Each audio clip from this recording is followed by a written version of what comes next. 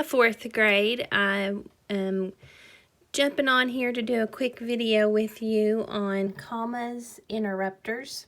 By now you should have already read the text that goes along with this. And we're going to learn two comma rules. The first one is direct address. When you're speaking directly to someone in a sentence, you will use commas to set off their names. For example, when we're looking at this sentence, James, where do you think you're going? We're speaking to James.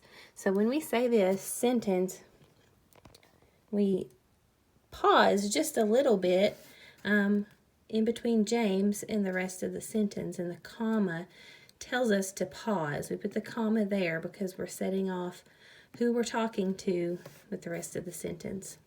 The next two sentences, we're also talking to James, but we say his name in different parts of the sentence. Where, James, do you think you're going? And this one we have the comma before and after James to set his name apart from the rest of the sentence. And then the third one, where do you think you're going, James? James is at the end of the sentence, but we're still talking to James. So we have a comma after where do you think we're going and before James to set his name apart. The next rule that you've read about is expressions.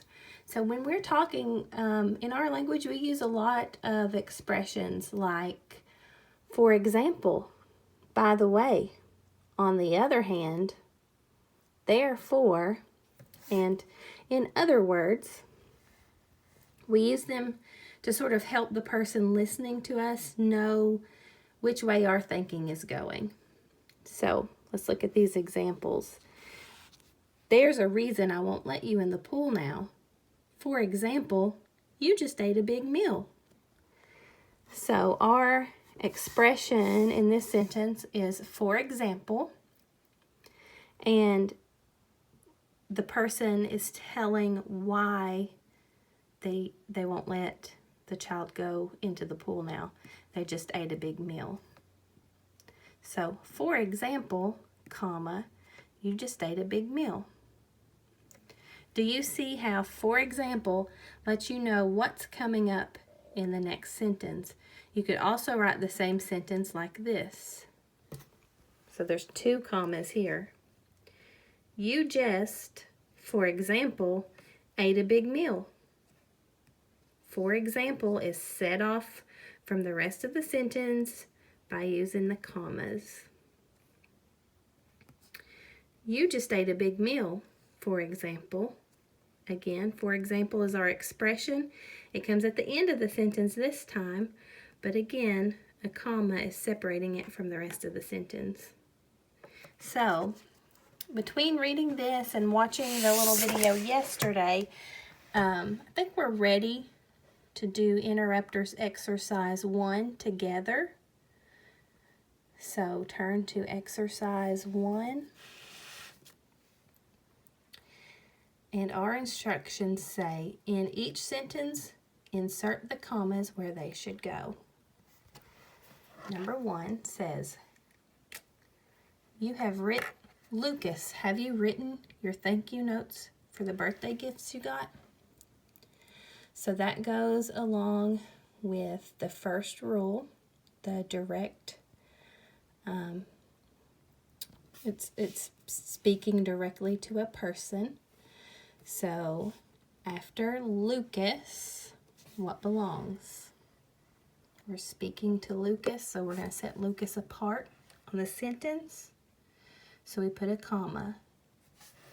Lucas, comma. Have you written your thank you notes for the birthday gifts you got?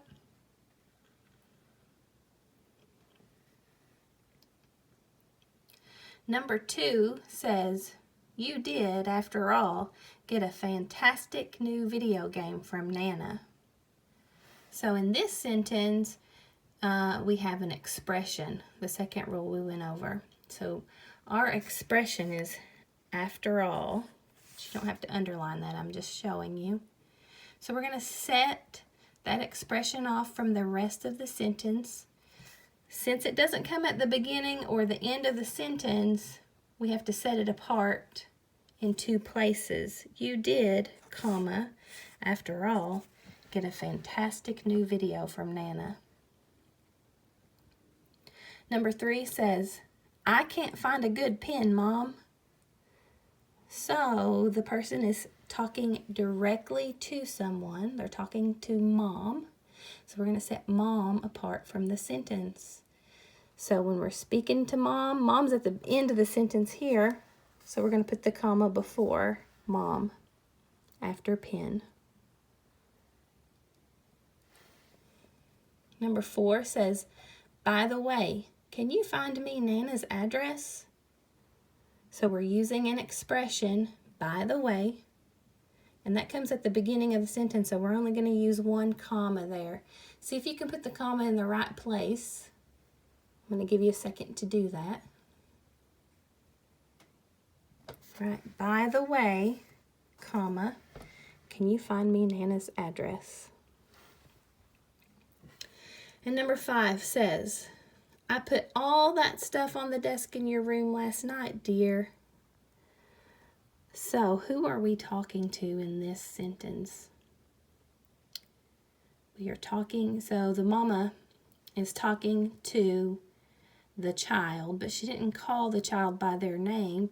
She called them by a nickname, dear. So, we're still speaking directly to someone. I put all that stuff on the desk in your room last night, comma, dear. Okay. In the bottom, we edit the errors in the following sentence. There are 5 errors. Let's read the paragraph together and then we'll go sentence by sentence. I got all my thank you notes written last night. I sat right down at my desk, got out my paper and pen, and got to work.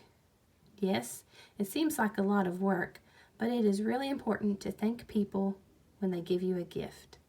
I really feel good when they get my thank you notes written and mailed. So the first sentence, let's see if there's any changes. I got my thank you notes written last night. Right, we do not need a comma between thank you and notes. So remember the little sideways cursive E means take out the comma. The second sentence says, I sat right down at my desk, got out my paper and pen, and got to work. Do we need to make any changes in that sentence? Okay, in this sentence, we are listing things, items in a series. That's the first comma rule that you learned. So I sat down right at my desk. That's one thing they did.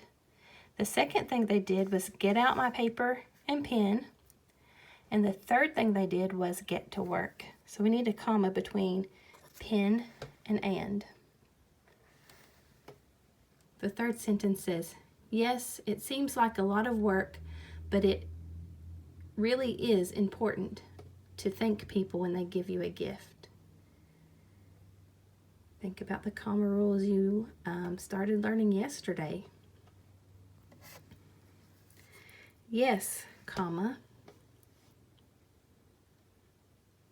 And our last sentence, I really feel good.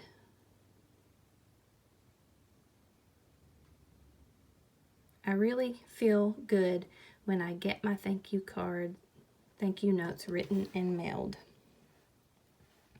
Oh, wait, I caught myself. In that same sentence, yes, it seems like a lot of work, comma, but it is really important to thank people when they give you a gift. And now our last sentence, I really feel good when I get my thank you notes written and mailed. Any changes in that sentence? We do not need the comma between feel and good. So there's 1, 2, 3, 4, 5, our 5 errors. Boys and girls, as you are working through the rest of this unit on interrupters, please feel free to contact me if you need help with anything or have any questions. Bye.